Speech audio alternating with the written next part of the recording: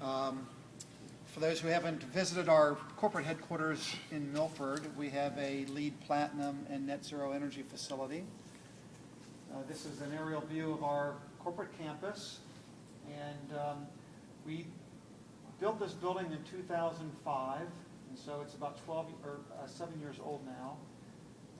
But it's been a journey of continuous improvement. We designed it as a LEED Gold building, and we only did it because we were in the business of selling energy efficiency already. We just thought it was the right thing to do, and lo and behold, we suddenly became a destination for a lot of people wanting to learn about green and how much it costs and what are the benefits and those kind of things. So it whetted our appetite, and we decided to continue to push the envelope and add to the energy efficiency and renewable energy measures that we started with. And so now we are officially net zero energy, which means that on average, over the course of the year, we're generating as much energy as we need from renewable energy.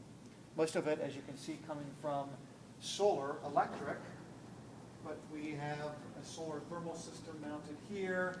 We have a low wind turbine. We have a geothermal heat pump system, which I consider to be a form of renewable energy, since we're basically transferring natural warmth from the ground during the wintertime into our building and reversing that cycle during the summertime. And this is just a courtyard view to show that to go net zero energy, you don't need some freakish looking earth type sheltered home kind of a thing. It can be still a very, I think, contemporary, state-of-the-art looking facility. We super insulated the envelope and did a number of other things. We got the geothermal heat pump system. So these are the main pipes going into the ground. We have 28 vertical wells that are about 450 feet deep.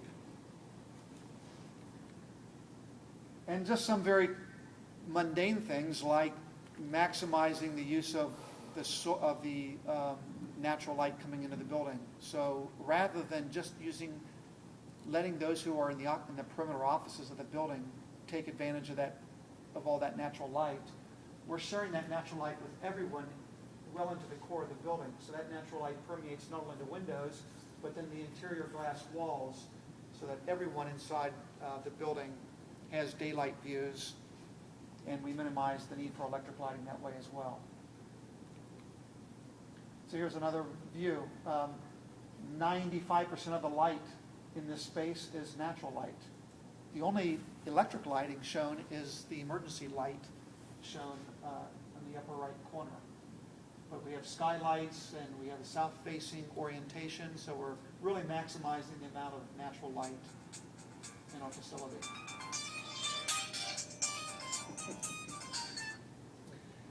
And then we have light shelves that are for the purpose of knocking out the solar gain during the summertime. We don't want to heat our building with solar gain and then having to compensate by air conditioning it. So we try to knock out that solar gain during the summertime, but design it in a way that during the wintertime, when the sun is lower in the sky, that solar gain can be realized. So, there were many energy efficiency measures that we adopted, but I would also say that we tried to embrace energy conservation, which is more of a behavior and type of ethic that we have in our company. And so the reason for this picture is to show that she has a very nice Italian wool sweater on. And we provided that to all of our employees because we wanted to get them to buy into the goal of being able to lower the set points in our building to something less than what would be, considered typical. So we started out at 71 degrees, and I noticed that everyone's walking around in golf shirts on a cold December day. I thought, well, this isn't the right message we want to be sending. So gradually lowered the set point of degree per month until we got down to about 67 degrees. People just automatically just start donning their sweaters. And so it's as much a part of our ethic, and I think it has to be part of our societal ethic if we're going to become more efficient. Then we have solar panels on the roof. And again, we've only added panels as we can afford them. It wasn't like one day we wrote a check for, $250,000 for all the solar panels that you saw. We invested in them incrementally as our budget could afford them. And just a different way of doing it to show that solar doesn't have to be ugly either. It can be done very inspirationally in a way that maybe corporate campuses and colleges and schools and other institutions would want to adopt solar for their grounds. Here's that solar thermal system that I mentioned that we use for heating our hot water. Again, done in a way to hopefully inspire people to say, solar, electric, solar thermal is cool, it's sleek, it's sexy, it can be done in an architecturally pleasing way. Same thing with the low wind turbine. It was important for me to do it in a way, again, that would inspire others to want to follow our example. This is a building monitoring system we developed just to validate our claims that we're net zero energy. It's one thing to just say you're net zero energy, but another thing to verify it. So we're monitoring all of our building loads as well as our renewable energy sources, and over time tracking that. And it's from that process that we can claim that we're net zero energy. This little dial right here shows that at this point in time, we were generating more power than we can use. That's why it's in the green. Can't see it here, but it would show that we're actually pumping power back to the grid, feeding our neighbors with clean energy.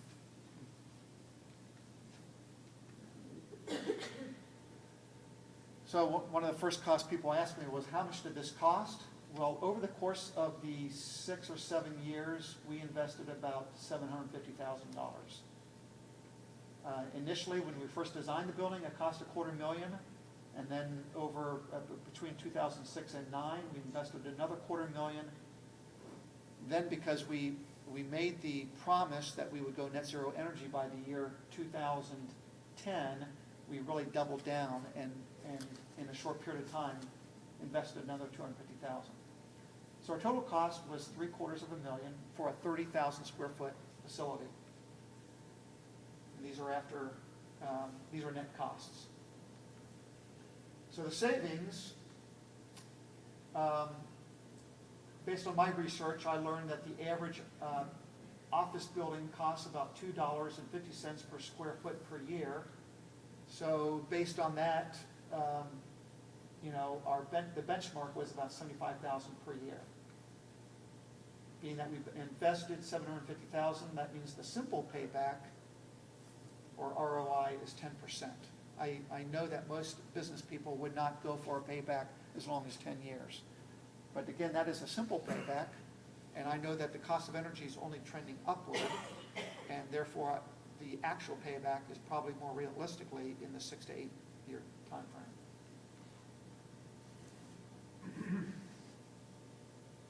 And then I'll say that the actual payback is also faster because of something that we call the HR and PR benefits. The fact that our company has now become more mission-oriented, that we're able to attract and retain people who are more committed, dedicated, and though it's a soft cost, it's difficult to quantify.